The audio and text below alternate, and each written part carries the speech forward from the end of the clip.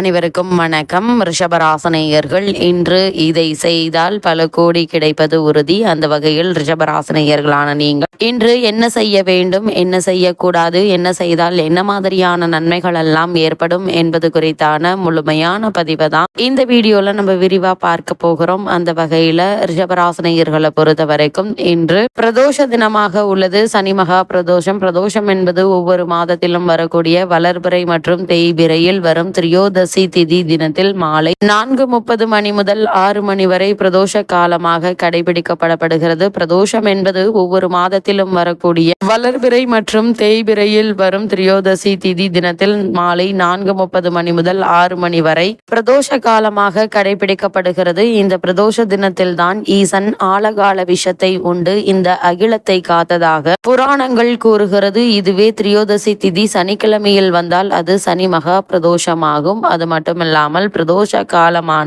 மாலை 4:30 முதல் 6 மணி வரையிலான சிவாலயத்தில் வலம் வந்து தரிசித்தால் பல்வேறு புண்ணியங்கள் செய்த பலன் கிடைக்கும். வசதி படைத்தவர்கள் நந்தி பகவானுக்கு அபிஷேக ஆராதனை செய்வது மேலும் பல நன்மைகளை ஏற்படுத்தும். இந்த பிரதோஷ விரதம் எப்படி இருப்பது என்று பார்க்கும்போது, பிரதோஷ விரதத்தை பொறுத்த வரைக்கும் தினமும் மாலை 3 முதல் 6 மணி வரையிலான நேரம் பிரதோஷ காலம் என்றே குறிப்பிடப்படுகிறது. இதற்கு நித்திய பிரதோஷம் என்ற பெயர். திரியோதசி துவங்கியதில் இருந்து உபவாசம் இருந்து சிவநாமங்களை ஜபித்துக் கொண்டிருக்க வேண்டும். அன்று மாலை சிவன் கோவிலுக்கு சென்று சிவ தரிசனம் செய்த பிறகே உணவு சாப்பிட்டு விரதத்தை முடிக்க வேண்டும். இந்த பிரதோஷ விரதம் அப்படின்னா என்ன என்று பார்க்கும்போது, பிரதோஷ விரதம் சைவ மக்களால் கடைபிடிக்கப்படும் சிவ விரதங்களில் ஒன்று. இது ஒவ்வொரு மாதமும் வளர்பிறை தேய்பிறை ஆகிய 2 பட்சங்களிலும் வருகின்ற திரியோதசி திதியில் சூரியன் வருவதற்கு முன்னும் 3:45 நாளிகையும் பின் 3:45 நாளிகையும் உள்ள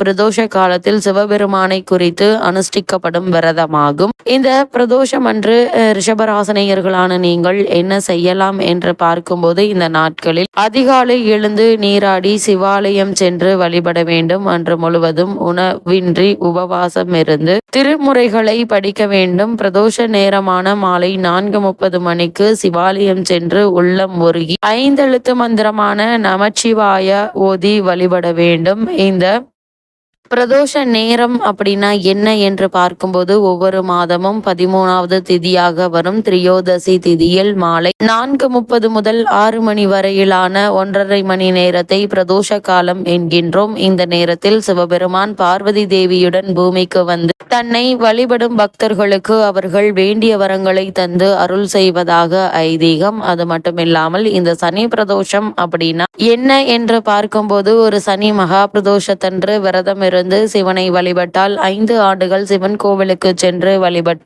பலனை பெற முடியும். சனி பிரதோஷத்தன்று சிவபெருமானையும் சனீஸ்வரனையும் விரதம் இருந்து வழிபட்டால் கிரக தோஷங்கள், சனியால் ஏற்படும் பாதிப்புகள் அனைத்தும் நீங்கி நல்ல ஒரு வாழ்வில் நல்ல ஒரு முன்னேற்றம் ஏற்படும் என கூறப்படுகிறது. அது மட்டுமில்லாமல் இந்த தேய்பிறை பிரதோஷம் அப்படின்னா என்ன என்று பார்க்கும்போது, தேய்பிறை பிரதோஷங்கள் எல்லாமே விசேஷமானது. பௌர்ணமிக்கு பிறகு வரக்கூடிய சதுர்த்தி திதியை சங்கடகர சதுர்த்தி என்கிறோம். அதே போல தேய்பிறையில் வரும் சஷ்டியில் விரதம் இருக்கிறோம். தேய்பிறையில் வரக்கூடிய திரியோதசி திதியை தான் பிரதோஷ நாள் என்கின்றோம். இந்த பிரதோஷம் எந்த தேதியில் வரும் என்று பார்க்கும்போது, மாத பிரதோஷம் பௌர்ணமிக்கு பிறகு வரும் கிருஷ்ணாபட்சம் என்ற தேய்பிறை காலத்தில் 13வது நாள் திதியாக வரும் திரியோதசி திதியே மாத பிரதோஷமாகும். இந்த திதியில் மாலை நேரத்தில் பானலிங்க வழிபாடு செய்வது உத்தம பலன்களை தரும். இந்த ஞாயிறு பிரதோஷம் அப்படின்னா என்ன என்று பார்க்கும்போது, சூரிய திசை நடப்பவர்கள் கண்டிப்பாக ஞாயிறு அன்று வரும் பிரதோஷத்திற்கு செல்ல வேண்டும். இதனால் சூரிய பகவான் அருள் நமக்கு கிடைக்கும். இந்த திதியினால் வரும் துன்பம் விலகும்.